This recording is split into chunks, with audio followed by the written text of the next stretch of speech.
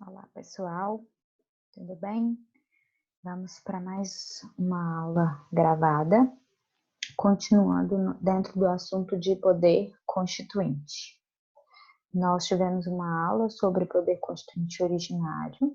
Eu vou retomar aqui rapidamente e vou trazer para vocês, vou falar um pouquinho, alguns slides com relação a umas apontamentos de respostas para aquelas reflexões que vocês fizeram e entregaram no domingo, dia 17 de maio, ok? E aí, para a gente fazer um fechamento, uma conclusão dessa parte da matéria, que é o poder constituinte originário.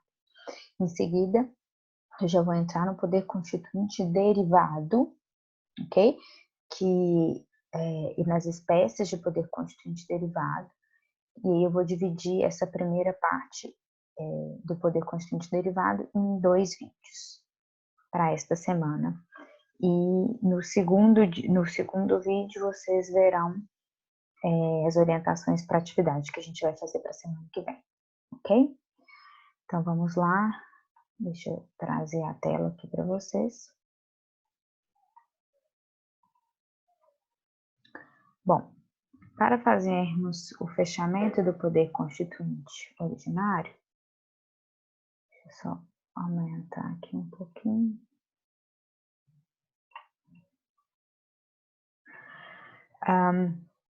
Relembrando, né, o poder constituinte originário, ou poder constituinte inicial, ou poder constituinte inaugural, é aquele que cria um novo Estado. Portanto, ele cria um novo ordenamento jurídico. Ele rompe com a Constituição anterior, e como a Constituição ela é o ápice, né? É ela que dá fundamento de validade para todo ordenamento jurídico, lembrando daquela pirâmide, né, de Kelsen. Se eu tiro a cabeça dessa pirâmide, se eu tiro a Constituição, todo ordenamento jurídico que está abaixo dela, que depende dela para ter validade, rui, né? Tudo aquilo se rompe também. Então, o exercício do poder constituinte originário significa o rompimento com a Constituição anterior, portanto, rompimento com a ordem jurídica anterior e criação, início, inauguração, constituição de um novo ordenamento jurídico, amparado, portanto, então, num novo ápice, numa nova Carta Suprema Soberana, uma nova Constituição. Lembrando que ele pode ser histórico ou revolucionário, e vamos lembrar rapidamente aqui das características do poder constituinte originário.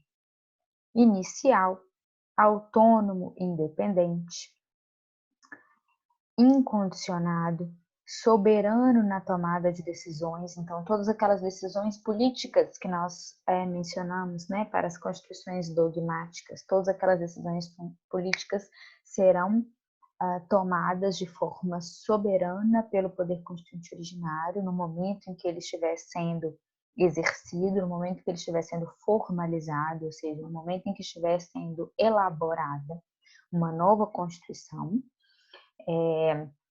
Esse poder constituinte originário vai escolher, né, entre as diversas opções políticas existentes, vai tomar aquelas decisões que vão escolher que Estado será vivido a partir dali, né?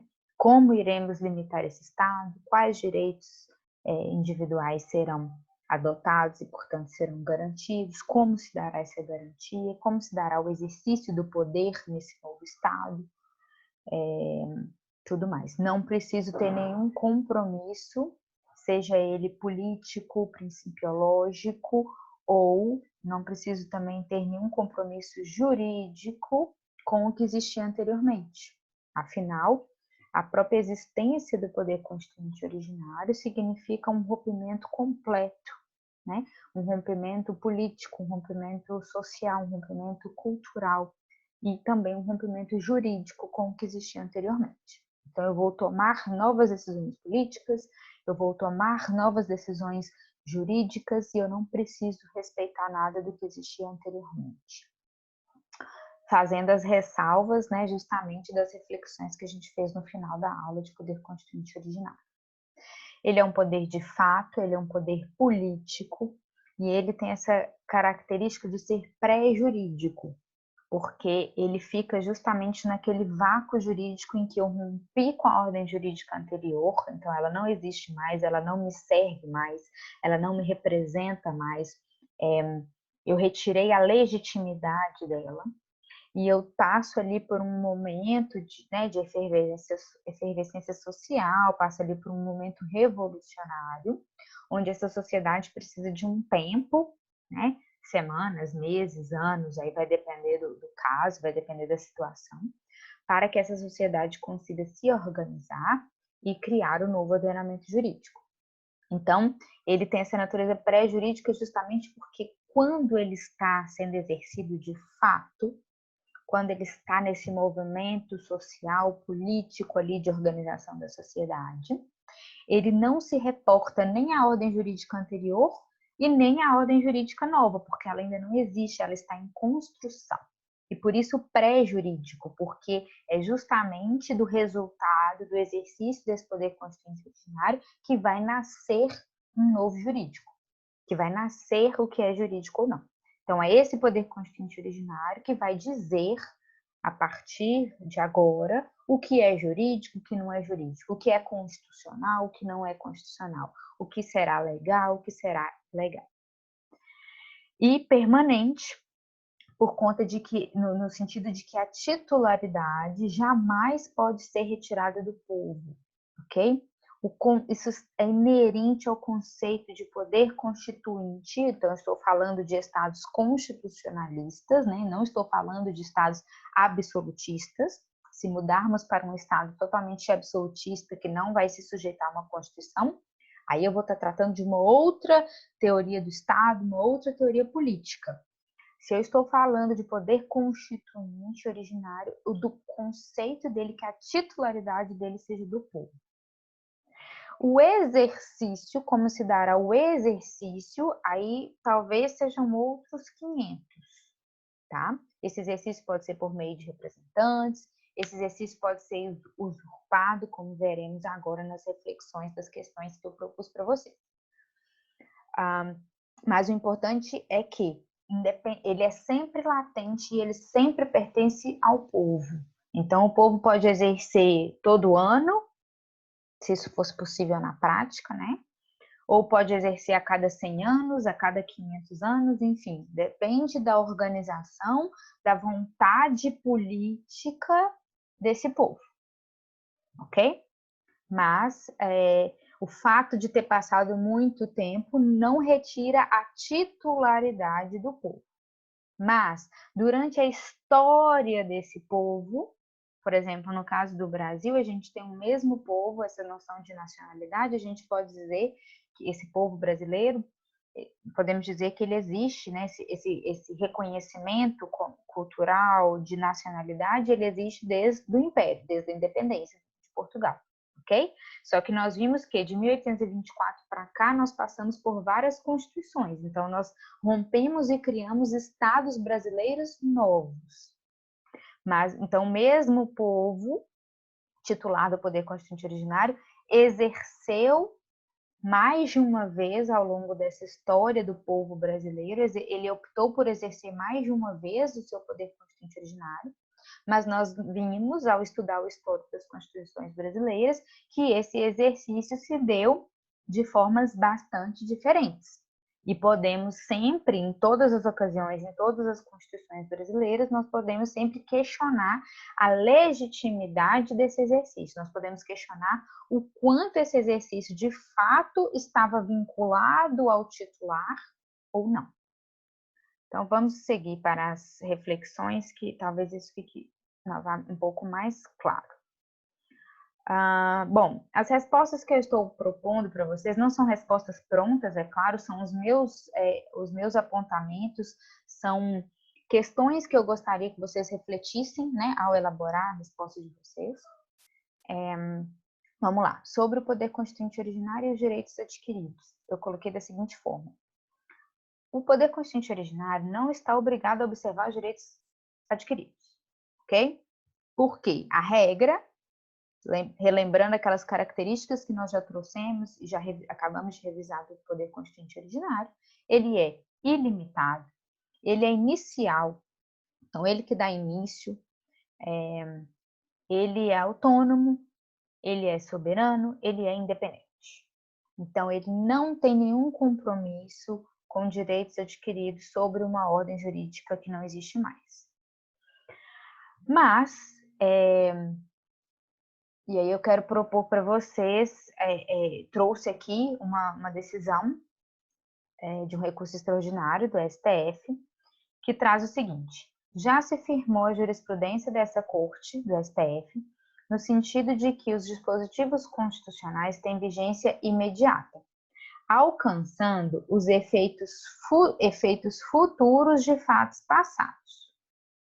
Salvo disposição expressa em contrário, e a Constituição pode fazê-lo, eles não alcançam os fatos consumados no passado, nem as prestações anteriormente vencidas e não pagas. Vamos destrinchar e entender o que isso significa. Então, eu tinha uma ordem jurídica anterior, então aqui eu estou tratando de um poder constituinte originário revolucionário, e sobre a égide dessa ordem jurídica anterior, eu adquiri direitos, né? Estou falando de contratos que continuam existindo, de relações trabalhistas que existiam, que continuam existindo mesmo tendo havido o rompimento. Como eu falei com vocês, quando eu usei aquela expressão vácuo jurídico, no momento em que é exercido o poder constituinte originário, a vida não para, né? Eu faço um reset jurídico, mas esse reset ele é teórico, ele é abstrato, né? Eu não consigo paralisar, as pessoas continuam nascendo e, portanto, eu tenho direitos, isso gera direitos sucessórios, direitos de herança, as pessoas continuam casando, as pessoas continuam morrendo, que gera direitos de herança, as pessoas continuam trabalhando, então as relações de trabalho continuam acontecendo. Eu tinha, por exemplo, um contrato de aluguel e eu continuo morando, eu continuo usando aquele imóvel, então aquela relação locatícia continua existindo, ou seja, a vida continua. Desculpa. E eu preciso entender, então, qual que vai ser a data corte. Por exemplo, até a promulgação da nova Constituição, então esses fatos da vida vão estar regidos pela ordem jurídica anterior. No dia ocorreu a promulgação da nova Constituição, a partir do dia seguinte, incide sobre aquelas relações continuadas a nova ordem constitucional. Isso é a regra. Se a sua relação, se o seu fato começou e acabou sob a égide da ordem constituinte anterior, extinta, ele vai ficar regido por ela, já acabou. E aqui eu estou tratando de situações que continuariam, né? Então, elas começaram na ordem jurídica anterior e elas vão continuar na nova ordem. Então, a STF está falando o seguinte: a Constituição entrou em vigor, ela tem vigência imediata. Então, ela vai passar a reger todos os fatos. Os fatos que só tiverem início, que só nascerem a partir da vigência dela, óbvio, né? Tá, a cronologia está certa. Eu tenho uma nova ordem jurídica, esses fatos aconteceram dentro dessa nova ordem jurídica. Então, para eles não querem nem saber de como era antes. A nossa preocupação é como vai ficar algo que teve início no passado, na ordem jurídica anterior, e vai continuar. E aí, essa decisão fala que a regra é: o fato é passado. Ele começou na ordem jurídica anterior, mas ele produz efeitos, ele continua produzindo efeitos, então ele vai produzir efeitos para o futuro. E parte dos efeitos dele, portanto, estarão sob a vigência da nova ordem constitucional. E aí, então, eu faço uma data corte e falo: até a promulgação da Constituição, eu vou usar o direito existente anteriormente. A partir do dia que promulgou a nova Constituição, essa relação pode passar a ter efeitos jurídicos diferentes, porque eu vou ter que passar imediatamente, afinal a vigência é imediata, eu vou passar a imediatamente aplicar as novas regras jurídicas, ok? Mas aí ele fala, tem exceção. a própria Constituição pode dispor de forma contrária a essa regra. Essa regra geral, ela é teórica e ela decorre dessas características do PCO. Mas o próprio PCO, como ele é ilimitado, autônomo, independente, ele mesmo pode ampliar os seus efeitos e falar não. Inclusive, eu vou passar a reger fatos passados. Eu vou corrigir e vou falar, inclusive, fatos já consumados no passado. Eu vou disciplinar e vocês vão ter que voltar no passado e alterar e passar a aplicar as regras jurídicas que eu estou estabelecendo. Mas isso é exceção. E essa exceção tem que estar expressa na nova Constituição.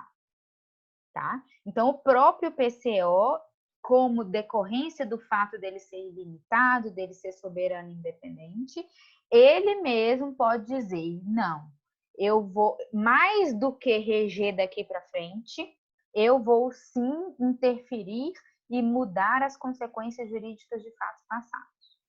Ok? Mas para fazer isso, ele tem que fazer de forma expressa, ele vai ter que especificar que fatos serão esses e, obviamente, quais serão as novas consequências jurídicas. Mas a regra é, eles não alcançam, a nova Constituição, a nova ordem jurídica não vai alcançar algo que já foi consumado no passado, então as relações que iniciaram e terminaram no passado continuam regidos pelo ordenamento jurídico do passado, essa é a regra, e nem as prestações anteriormente vencidas e não pagas. Então, eu fiz um contrato, vamos supor, uma obrigação de fazer ou uma obrigação de pagar. Eu fiz o contrato sobre a ordem jurídica anterior, o prazo venceu dentro da ordem jurídica anterior, então eu já estava inadimplente na ordem jurídica anterior. Então, em regra, vai ser a ordem jurídica anterior que vai reger como eu serei obrigado, como eu serei cobrado a pagar essa minha obrigação, porque ela se iniciou e já ficou inadimplente na ordem jurídica anterior, tá? A não ser que o próprio PCO, pelo poder de limitação de independência que lhe é inerente, diga que será de forma contrária. E diga que as prestações que foram vencidas, ou seja, você estava inadimplente na ordem jurídica anterior, vai passar a ter as consequências que eu vou disciplinar agora, ok? Ou seja, o próprio PCO não tem obrigação de observar os direitos adquiridos anteriormente, ok? Ele próprio é que vai dizer se ele vai observar esses direitos adquiridos anteriormente ou não. Uma segunda reflexão que eu coloquei para você foi sobre a constitucionalidade ou legalidade do PCO. E aí, acho que já tinha até ficado claro, né, no vídeo que eu fiz sobre as questões propostas para vocês, que se é o próprio poder constituinte originário que cria todo o ordenamento jurídico, é ele que diz o que é constitucional, o que não é, o que vai ser legal dentro dessa nova ordem jurídica e o que não é. Tá? Então, não é possível eu falar em inconstitucionalidade de uma regra originária da Constituição, ou seja, de uma norma ou de um princípio constitucional postos na Constituição pelo poder constituinte originário, ok? Por que eu estou falando isso? Deixa eu voltar. Por conta dessa parte final desse slide aqui, ó. Essa é a regra de que o PCO não está obrigado a observar os direitos adquiridos.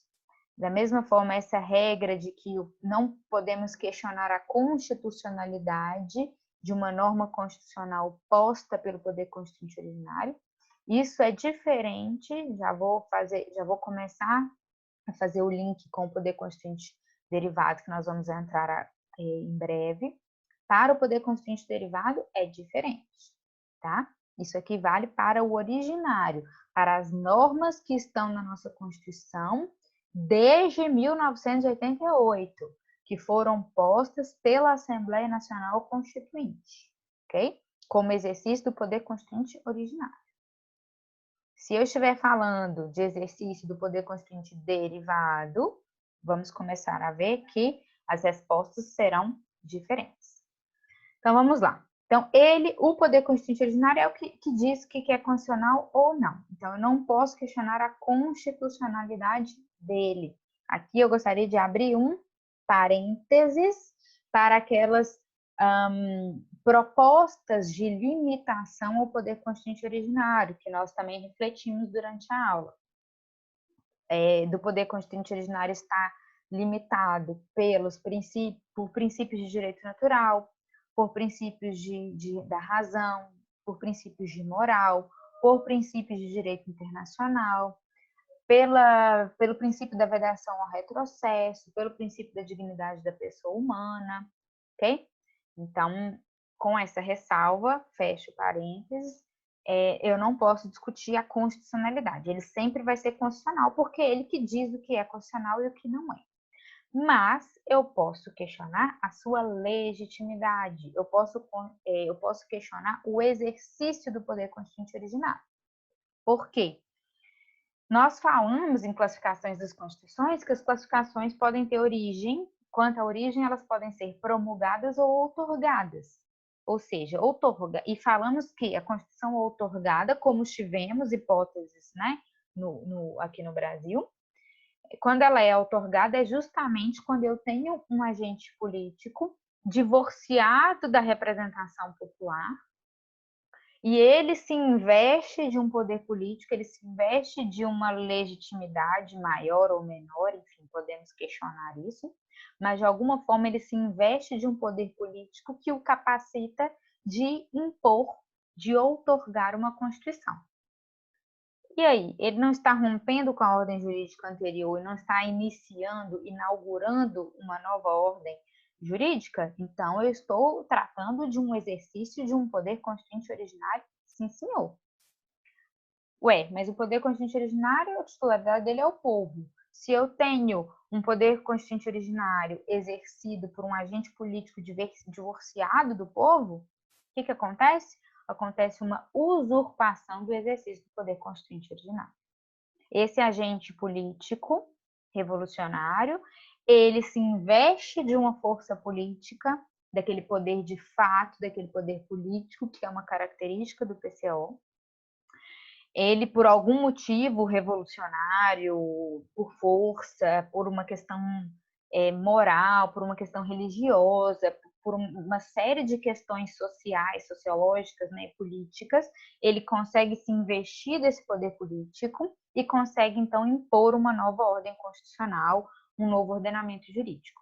Então, ele usurpa do povo esse exercício. O povo não perde a titularidade, aquele poder latente, tanto é que aconteceu na nossa história, né? Depois o povo veio novamente, rompeu com esse agente político arbitrário, autoritário, e se investiu novamente para tentar exercer o poder constituinte originário de forma mais democrática e representativa.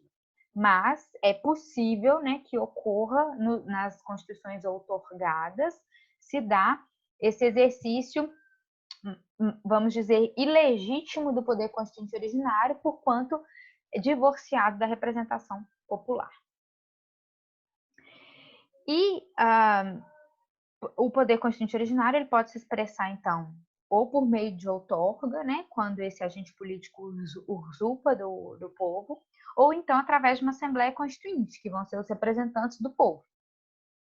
Já que na prática é impossível que o povo consiga fazer isso diretamente, né? Ali um por um, todo mundo, todas as pessoas do povo darem o seu voto. Então, normalmente acontece de forma indireta, através de representantes. Então, a Assembleia Constituinte também é uma forma de exercício, mas ela não contém a titularidade, porque o titular é o povo, então o titular é algo muito maior do que uma Assembleia Constituinte. Mas a Assembleia Constituinte espera-se que ela seja ali um mini povo, né? Que ela represente, que ela consiga juntar ali representantes de todas as parcelas, de todas as características, de todas as vertentes desse povo e a gente conseguir enxergar ali naquela Assembleia Constituinte uma forma reduzida de toda a diversidade que a gente enxerga naquele povo. Mas aí vem também os questionamentos que eu coloquei para vocês. Como, no caso de uma Assembleia Constituinte, como que eu vou conciliar aquelas características de autonomia e de independência do poder constituinte originário com a necessidade da Assembleia Constituinte refletir a vontade dos representados?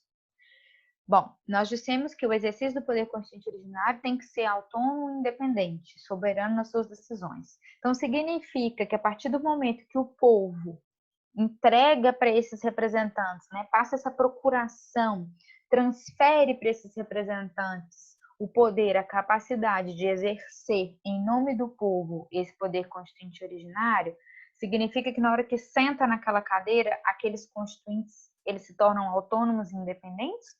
Ou eles precisam refletir, eles precisam ter um compromisso com quem os colocou ali? Essa reflexão, ela continua existindo até hoje, tá?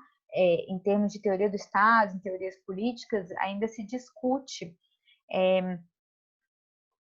qual é essa vinculação do seu voto, do nosso voto como cidadão, para as pessoas que elegemos, tá? Uma vez que a gente coloca lá um deputado federal, um deputado estadual, um senador lá no Poder Legislativo, como que é? Ele está vinculado ao seu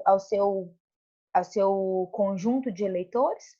Ou a partir do momento em que ele se investe desse cargo político, ele se torna um representante de toda a sociedade e então, ao exercer o seu voto, ele precisa preocupar com todos os aspectos da sociedade e não só com aqueles eleitores.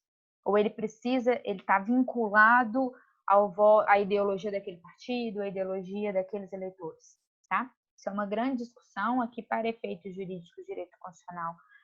Não vou entrar nela, mas é algo que eu gostaria que vocês refletissem. E aí foi o que eu coloquei aqui no final. Ó. Pode ocorrer de uma Assembleia Constituinte ser devidamente eleita para elaborar uma Constituição. Então, existe legitimidade subjetiva, ou seja, as pessoas que estão lá foram colocadas pelo voto popular, então elas são legítimos representantes do povo. Mas os representantes do povo, ao elaborar a Constituição, então ao exercer na prática o poder constituinte originário, eles podem acabar se desviando, né? Eles podem acabar se descolando dos valores que estão inerentes àquela sociedade que os elegeu. Então, o processo de eleição, o processo de colocar essas pessoas como Assembleia Constituinte, né? Então, aqui a legitimidade subjetiva pode estar ok. Mas, uma vez investido, eles podem crescer, eles podem assumir para eles essa autonomia e essa independência de exercício do poder constituinte originário de forma ilegítima, de forma divorciada, eles podem se descolar dos valores daquela sociedade que eles estão representando, ok? E aí eu poderia discutir a existência de uma ilegitimidade objetiva, legitimidade no conteúdo. Eles se deixaram de refletir, né, aquilo que o povo queria, aquilo que aquele povo representa. E, por fim, com relação à Constituição de 88, é um pouco essa discussão da Assembleia Constituinte, porque eu trouxe para vocês algumas informações sobre a nossa última Assembleia Nacional Constituinte, que foi de 86 a 88. Alguns dos constituintes, eles não foram eleitos para serem constituintes, eles foram eleitos para serem congressistas da ordem jurídica anterior, né? E a elaboração da Constituição de 88 acabou seguindo um procedimento pré-estabelecido e estabelecido pela ordem jurídica anterior. Mas foi só para levantar mesmo uma polêmica, tá? Na verdade, não existe dúvida com relação ao processo de democratização trazido pela Constituição de 88, tá? Nós vimos naqueles artigos, nas primeiras aulas, ela é chamada de Constituição Cidadã, ela é muito avançada em termos de direitos fundamentais no mundo, assim, né? Ela trouxe no final da década de 80, início da década de 90, grandes direitos fundamentais, então é uma Constituição democrática, uma Constituição plural. Ela traz aquela característica de ser contra-majoritária, que nós também já discutimos, ou seja, ela não é simplesmente democrática no sentido de vitória da maioria sempre, tá? Ela traz princípios, ela traz normas que a configuram como democrática no sentido de observar inclusive as minorias e em determinadas situações ir contra a maioria para garantir direitos minoritários também, tá?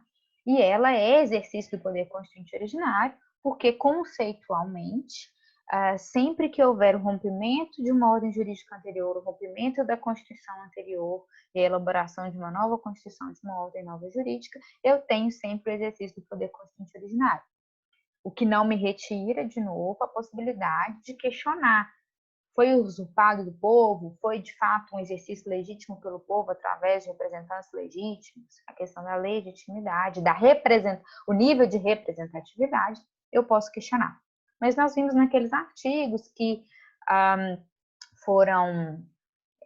a Constituição, ela trouxe, né, ela ouviu, sim, minorias e ela recebeu influência, sugestões de todos não, mas assim, de grande parte da sociedade. Então, não há essa dúvida, não. Mas eu gostaria, o objetivo foi colocá-los a refletir, a questionar essas questões. E por quê? Mas ela observou um procedimento que foi estabelecido pela própria ordem anterior.